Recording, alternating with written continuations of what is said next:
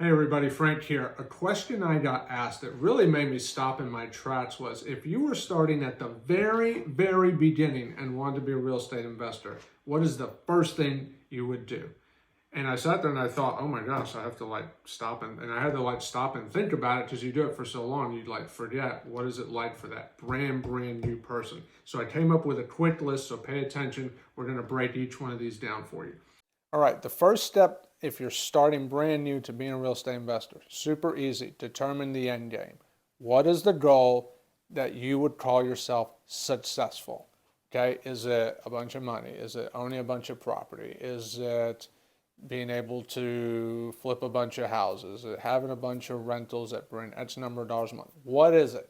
And why are you doing it? Make sure you determine why. Because if you work super hard and you never really know why you did it in the first place, you could be super successful at it and it still will not be very fulfilling. And I will tell you, that is not a fun place to be. So make sure you know why you're doing it and get crystal clear on what that end goal is.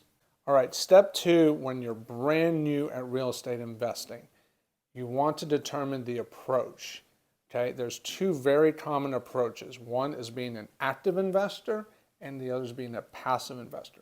Now, if you're actively doing real estate, you're usually doing fix and flips or wholesaling or new construction. You tend to be very involved, hands-on. If it's passive, you're usually dealing with rental properties. Why? Because you fix them once, if you fix them at all, and you rent them and they pay you each month and the activity is very low. If you do short-term rentals like Airbnb and VRBO and other types, things like that, those can also be passive, but be careful, depending on how you set those up, those can be a bit on the active. They can be a hybrid just as well. So it's very important to determine how much hands-on you want to be. Okay, if it's not a lot and you just want to be collecting checks, passive. If you love to be hustling or just have your hands in the cookie jar the whole time, active. Okay, step three, if you're brand new at real estate investing, is now you know your approach, active versus passive. Educate yourself on which options you want to pursue. So if I'm active, I could be a wholesaler, I could be a flipper, I could be a builder. Each one of those is like a little mini career in itself. Do not try to learn a bunch of them at the same time. Pick one, laser focus, and just do that one thing. You will, I guarantee, be tempted to look at other options. Don't do it at the beginning. You can quickly overwhelm yourself. Dive and learn everything you can about that one, and that'll help you immensely. All right, step four, if you're brand new to real estate investing, is super easy. How much money you got to invest? Now, do you need money to invest? No, there are strategies that allow you to invest with no money. But I will tell you, it's a lot easier if you have some. Okay, you don't have to be a multi-gazillionaire, but if you have some, it opens up options. The more you have, the more options it opens up. Now, if you have money, do not invest all your money in one deal. Okay, we've seen and learned this the hard way. Don't do it. Allocate a small portion and you're good to go. So determine how much money you have and how much you want to work with. Step five on how to invest in real estate if you're brand new is determine your risk tolerance. Okay, whether you have $1,000, $10,000, $100,000, million, it doesn't matter. It's the same thing.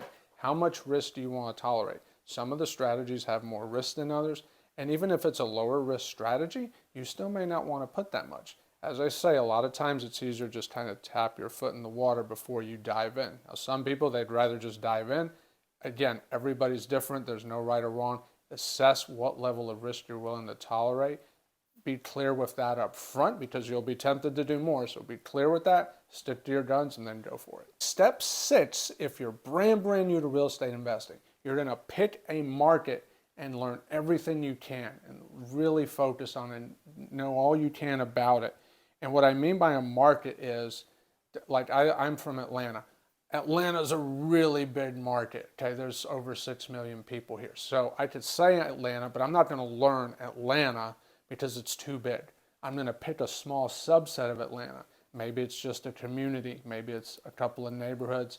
And if I'm in an urban area, it might just be literally a set of street blocks. It just depends. But the idea is pick a market, and we call it almost like a micro market, and you're going to be laser focused and really learn everything you can about it, and that's going to help you immensely. Knowing your market is critical to having success in real estate. Step seven, if you're brand new to real estate investing, You want to meet real estate agents and real estate investors in the market that you identified in step 6, because you need to make connections, and preferably connections with people that have had some success, preferably a lot of success. But you just have to meet people. Just go out there and meet as many people as possibly can. And if people ask if you're new, it's okay to say you're brand new. Everyone's brand new at some point, so it's totally cool. Be transparent with people you really want to know, you sincerely want to grow, and figure out ways, and by the way, figure out ways to add value to people as you get to know them, and that'll help you, because connections make a big difference in this business. Step 8, if you're brand new to real estate investing, is making offers. Now, this might be one of the most, well, it is the most critical step, because here's the thing. I heard this from someone years ago. If you're not making offers, you're not doing anything. The gentleman's name was Preston Ely. I remember when he said that. So true. If you're not making offers, you're not doing anything. So don't do everything that's done in step 7 and be super smart at everything and not make offers. Because until you make offers, there's going to be no real momentum happening per se to progress you toward your goal. So you make offers if at all possible. Try to make offers every day if at all possible, because it is possible. Make offers, make offers, make offers. That is critical. Step 9, and when you're brand new to real estate investing, you have to be persistent. Now, we've all heard that phrase, be persistent, but this is a business where most people tell you no. Okay, you will hear no more times. So if you don't like the word no, I'm going to tell you right now, learn to fall in love with that word. Love it, caress it, hug it, kiss it, whatever you got to do, because you're going to hear it a million times, and you've got to push through it. You're going to have to do things that make you uncomfortable. Push through them. It's going to happen. It is inevitable. There is no way around it. But as long as you push through these things, you will have success. Persistence is your best friend. Go for it. Okay, step 10, when you're brand new to real estate investing, you're going to get that contract. Someone is going to say yes, and you're either going to be super excited or you might be terrified, or both.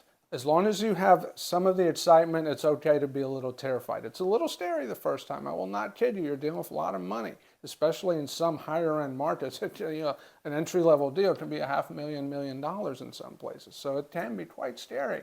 But that's okay. You're going to push through it. You're going to celebrate getting that contract. You're going to do your due diligence on that deal. And then if you do a good job, and I'm absolutely confident you will, then you're going to close that deal. And once you close it, it's like, boom, you did it. Congratulations, you just did your first real estate deal. Proud of you.